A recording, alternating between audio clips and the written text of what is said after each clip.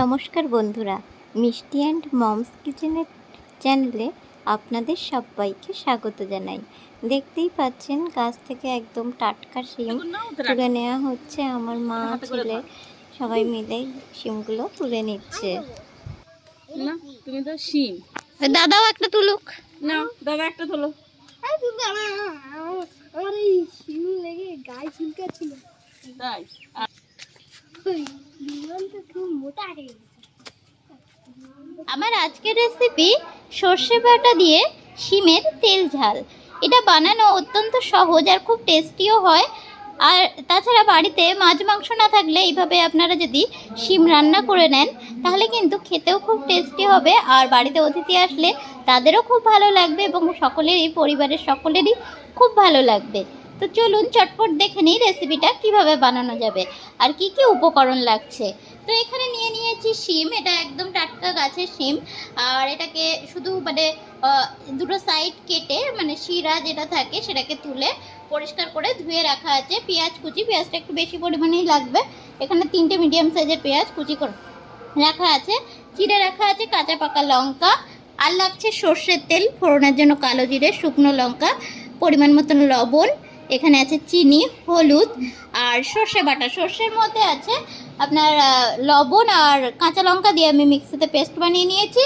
আর যেহেতু ওটা সর্ষেটা তিতো লাগতে পারে, তো লবণ আর কাঁচা লঙ্কা দিয়ে পেস্ট বানিয়ে নিলে সর্ষের তিতো ভাবটা চলে যায়। তো এবার আমি গ্যাসে চলে যাচ্ছি, রান্নার মূল প্রসেসিংয়ে এবার চলে যাওয়া যাক। কড়া বসিয়ে রেখেছিলাম, গরম হয়ে গেলে 1 টেবিল চামচ তেল দিয়ে দিয়েছি। এবারে তেলের মধ্যে দিয়ে দিচ্ছি হাফ চামচ কালো জিরে, দিয়ে দিচ্ছি 2টো শুকনো লঙ্কা, এবারে দিয়ে দিচ্ছি কুচে রাখা পেঁয়াজ। এখানে 3টে মিডিয়াম সাইজের পেঁয়াজ আছে, তো পেঁয়াজ কুচিটাকে আমি দিয়ে দিচ্ছি আর একটু ভালোভাবে ভেজে নেব।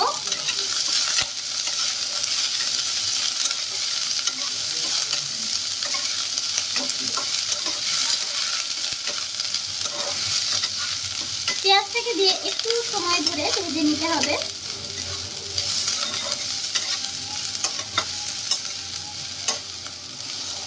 পেঁয়াজটাকে দিয়ে ভালোভাবে ভেজে নিয়েছি, এবারে দিয়ে দিচ্ছি কেটে রাখা শিম। এটাকেও ভালোভাবে মিক্স করে নেব। এবারে দিয়ে দিচ্ছি চিড়ে রাখা কাঁচা পাকা লঙ্কা।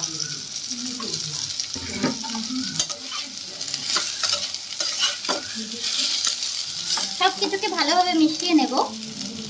এবার দিয়ে দিচ্ছি পরিমাণ মতন লবণ, হলুদ গুঁড়ো, আর সবকিছুকে আমি ভালোভাবে আবারও মিক্স করে নিচ্ছি আর একটু ভেজে নিচ্ছি।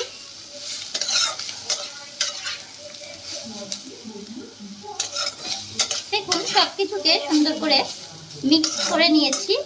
এবারে আমি এটাকে লো ফ্লেমে ঢাকিয়ে রেখে দেবো 5 মিনিটের জন্য। 5 মিনিট পর ফিরে এসেছি আর ঢাকনা খুলে নিয়েছি। আর এই পর্যায়ে দিয়ে দিচ্ছি 2 চামচ সর্ষে বাটা। সর্ষে বাটাটা দিয়ে একটুখানি আমি ভালোভাবে কষিয়ে নেব। তবে সর্ষে বাটা দিয়ে খুব বেশিক্ষণ নাড়ানোর প্রয়োজন নেই। সর্ষে বাটা দিয়ে হালকা আমি একটু কষিয়ে নিয়েছি আর এবারে আমি অ্যাড করে দিচ্ছি একটু জল।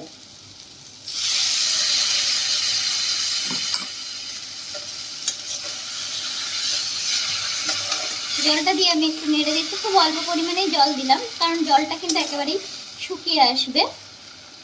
তো অল্প জল দিলাম আর এবারে আমি এটাকে আবারও 2 থেকে 3 মিনিটের জন্য আমি এটা লো ফ্লেমে ঢাকা দিয়ে রেখে দিচ্ছি।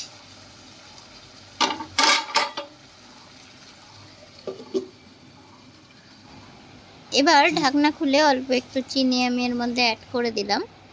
তো এটাকেও হালকা হাতে একটু মিক্সড করে নিতে হবে। অল্প চিনি দেওয়ার পরে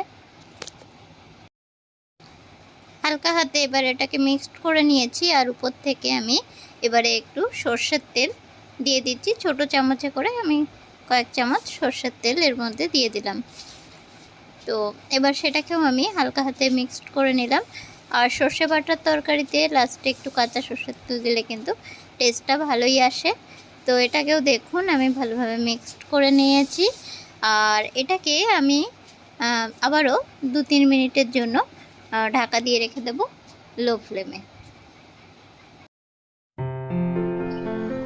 2 মিনিট পর ফিরে এসেছি আর গ্যাসটাও আমি অফ করে দিয়েছি। আর আমার সর্ষে বাটা দিয়ে শিমের তেল ঝাল আমার একদম পারফেক্ট রেডি হয়ে গিয়েছে।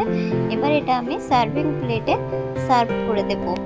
তো এই রেসিপিটা যদি আপনাদের ভালো লেগে থাকে তাহলে অবশ্যই কমেন্ট করে জানাবেন, তার সাথে সাথে লাইক শেয়ার করতে ভুলবেন না। আর আমার চ্যানেলের নতুন বন্ধু হলে চ্যানেলটিকে সাবস্ক্রাইব করে আমার চ্যানেলের পাশে থাকার অনুরোধ জানাচ্ছি। সাথে সাথে বেল নোটিফিকেশনটিকে ক্লিক করে নেবেন, তাহলে আমার শেয়ার করা সমস্ত নতুন রেসিপির আপডেট সবার আগে পৌঁছে যাবে আপনার মোবাইলে। ভালো থাকবেন, সুস্থ থাকবেন, আবার দেখা হবে নতুন কোনো রেসিপি নিয়ে।